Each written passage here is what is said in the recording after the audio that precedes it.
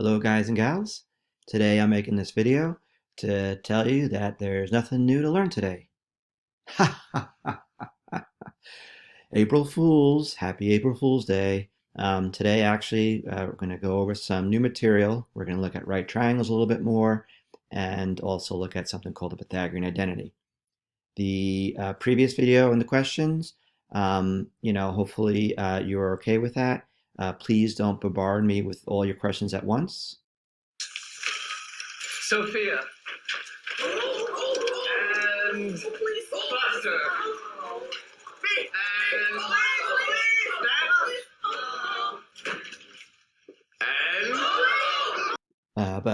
But in all seriousness, if you have any questions at any point in time, please don't hesitate to send them to me, and I'll get back to you as soon as possible to try to help you out. Before I get started with today's new material, just a reminder, the Delta Math quiz, the Algebra 2 review sheets, they're both due today by 11:59 p.m. So if you want to try and get credit for them, please make sure to have them in on time. So the unit circle is a very powerful tool because it extends our ability to evaluate our trig functions beyond just those acute angles that we find in a right triangle. Remember that when we rotate to any of these points on our unit circle, a particular angle measure, when we get to that particular angle, the x-coordinate is equal to the cosine of that given angle, and the y-coordinate is equal to the sine of that given angle. The other thing I'm going to highlight here is these green points. So if you look at the x and y coordinates at each of those green points, hopefully you notice that they're pretty much all the same value, except being off by either being positive or negative. And that's an important thing to note. The other thing I'll highlight about these green points are these angles that are formed by the green ray and the x-axis. If you look at them, they all have the same angle measure of 30 degrees. And the other thing is, hopefully you recognize them as being a particular angle that we give a name to. Because, again, when we rotate to these green points, these particular angles that we see on the outside, the green ray and the x-axis form what we call the reference angle. And so all these angles are basically tied in to the reference angles, to the angles of theta that rotate us to each of those points. And that's an important thing to remember. So why is the reference angle important? Well, I claim that if you rotate to any particular point in XY coordinate plane, not just to a point in the unit circle, but any point, anywhere in the XY coordinate plane, when you get to that point, if you draw a perpendicular line from that point to the x-axis and form a right triangle that includes that reference angle, I claim that you can use that right triangle to evaluate the sine, cosine, or tangent of the angle that took you to that particular point to begin with. So let me show you what I mean by that. Do that down here. I'm going to try to do my best to draw up my coordinate plane. I'm going to draw a ray out from the origin, and I'm going to do my best here to draw my angle, which this angle, I'm going to call this the angle 210 degrees.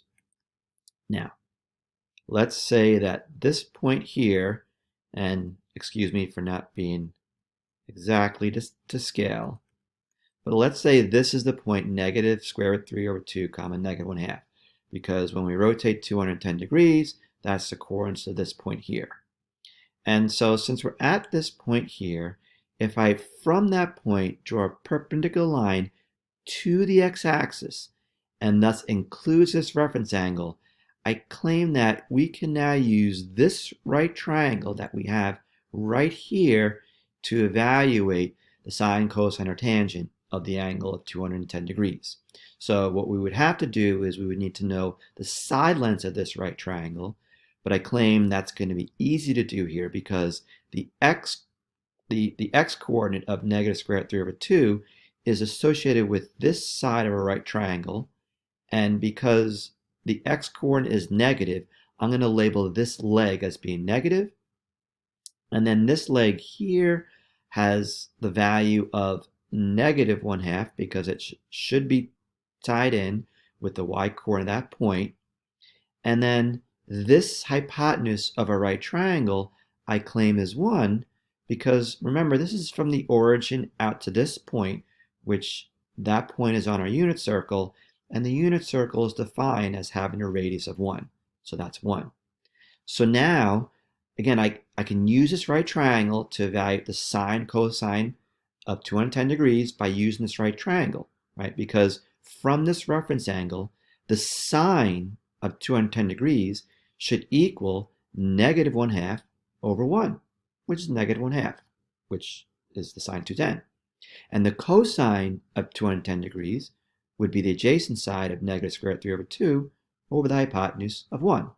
And thus, we have those trig values, and we can do that for any particular point, anywhere in the coordinate plane, draw this right triangle, and use the right triangle to evaluate the sine, cosine, tangent, or any reciprocal function of that angle. So let's see that in an actual problem. So here we have that the point negative 3, 4 is a point on the terminal side of angle theta in standard position. Remember, standard position just means we start rotating from the positive x-axis and we go out to that point. Determine the exact value for the secant of theta. Okay, well, we don't know what the actual angle theta is, but we do know the point is negative 3, 4. And so I'm going to start by drawing our xy coordinate plane, and I'm going to plot out that point, negative 3, 4. And I'm going to draw remember that this point is on the terminal side of angle theta. So I'm going to draw that ray coming out from the origin. So this is the terminal side of our angle theta. And we always rotate starting from the positive x-axis. So there's our angle theta, terminal side with the point negative 3, 4 on that terminal side. So now that I have the point plotted out and the terminal ray of our angle, from that point, I'll draw a perpendicular line to the x-axis. Always you want to go to the x-axis because it's over here that is our reference angle to the given angle theta. And this right triangle we can use to evaluate, in particular, the secant of theta. So what we now need to do is we need to start labeling the sides of this right triangle. So we can do that by using the fact that, again, the coordinates of this point are negative 3, 4. So this leg of a right triangle, because the x-coordinate is negative 3, I'm going to label that leg as being negative 3. This leg of a right triangle, because the y-coordinate point is 4, this leg will have length of 4. And the hypotenuse of a right triangle, we can find that by using our Pythagorean theorem. So that means that both our legs squared added up should equal our hypotenuse squared. And so if we solve for c, right, we would get 9 plus 16 equals c squared, which means that 25 is equal to c squared. And if we take the square root of both sides, we would have that c is equal to 5. So we now know the hypotenuse is 5. And now, again, we can use this right triangle to evaluate the secant of theta. Now, secant, remember, is the reciprocal of cosine of theta. So in our right triangle, from our reference angle, the cosine of theta, we go from our reference angle. And so in this right triangle, from this reference angle, the cosine would be the adjacent side of negative 3 over the hypotenuse of 5. And since the cosine of theta is equal to negative 3 over 5, that means that the secant of theta is equal to the reciprocal, which would be negative 5 over 3. And so we have our answer to this particular problem. All right, so this problem here, I claim we can do the exact same thing of drawing a right triangle in our coordinate plane and use that to answer our question. So let's see what we have here. We're told that, or given that the tangent of theta is equal to 15 over 8, and the cosine of theta is less than 0, basically meaning that cosine is negative. We want to find out what the sine of theta is. Okay, so how can we draw out a right triangle if we say don't know the angle theta, nor we're given a point like we were in the last problem? Well, I'm going to first draw my coordinate plane, and I claim that what we can do is we can determine exactly where this angle theta terminates by using the sine of the trig functions provided in the problem. Because we're told that the tangent of theta is positive 15 over 8, and we know that tangent is positive in either quadrants 1 or 3, so either here or here. And we're told that the cosine is negative, so we know that, well, cosine's positive over here, but it's negative over there. So our angle theta has to terminate, it'll rotate starting over here on the positive x-axis, but it'll terminate here in quadrant 3. And so now that we have our terminal side of our angle, from there I'm going to draw a perpendicular to the x-axis, and this right triangle here, where the reference angle to our angle theta is located right here at the origin, we can use this right triangle to ultimately find the sine of angle theta. So now we have to start labeling the sides of this right triangle, and I claim we can do that by using the fact that since tangent of theta is 15 over 8, we can start labeling the sides of the legs of this right triangle. Because remember, in a right triangle, tangent is the opposite side over the adjacent, and since here tangent is 15 over 8, this side here should have value of 15, and this side here should have value of 8, because again, tangent of an angle is opposite over adjacent. Now, the unfortunate thing is that when you label the legs of your right triangle, you have to be cognizant of where you are in the coordinate plane. Since this is corresponding to the y coordinate at this point, y is going to be negative, so I'm actually going to make that 15 negative.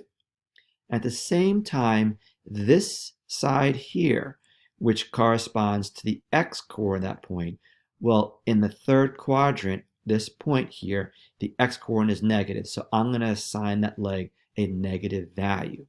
So now the only thing that we need is to figure out what is the hypotenuse of a right triangle, and you can use the Pythagorean theorem to do that. To save some time, the value of this hypotenuse is 17, and whenever you solve for the hypotenuse you'll always give a positive value to.